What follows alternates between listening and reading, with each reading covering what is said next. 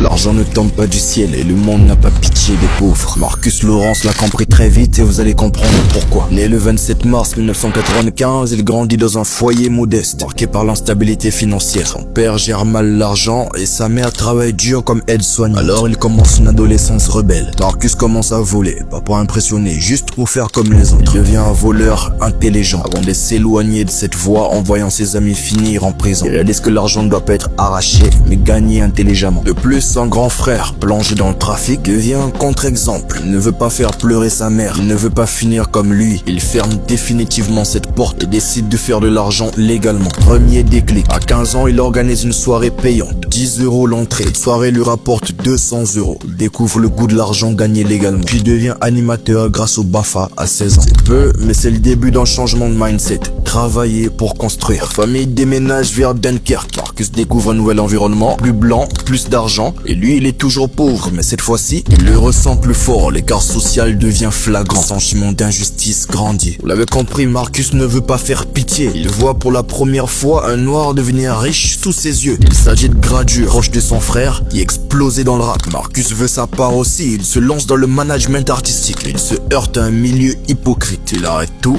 mais garde cette ambition. Il recommence encore et encore, et il prend un job chez Domino's. Et c'est là que tout commence. Il fait la rencontre d'un homme qui deviendra par la suite sa deuxième grande inspiration. Donc Marcus a deux modèles positifs qui l'entourent, Gradure et son patron. Il choisit donc la voie de l'entrepreneuriat. En 2019, il découvre le dropshipping. Il apprend seul, contacte les anciens élèves de Yomi Denzel. Il est têtu et il réussit à rentrer dans des groupes privés. Il travaille sans relâche. Il fait ses premiers tests. De 400 €, il passe à 1600, puis 10 000, puis 50 000, jusqu'à faire 100 000 en 24 heures. Il applique les principes des livres qu'il lit. Il établit un plan précis. E-commerce, formation, logiciel et transmission. Il crée un groupe Facebook pour aider les débutants. Son premier événement cartonne. Il propose des coachings à 2500 €. 10 personnes signent en 1 heure. Le calcul est vite fait. Marcus Lawrence comprend qu'il a désormais une vraie légitimité. Les gens l'écoutent, ils lui font confiance. Il devient une figure parce qu'il présente des résultats. C'est l'une des seules figures publiques à livrer des secrets bruts du succès. Sans blabla, sans bullshit.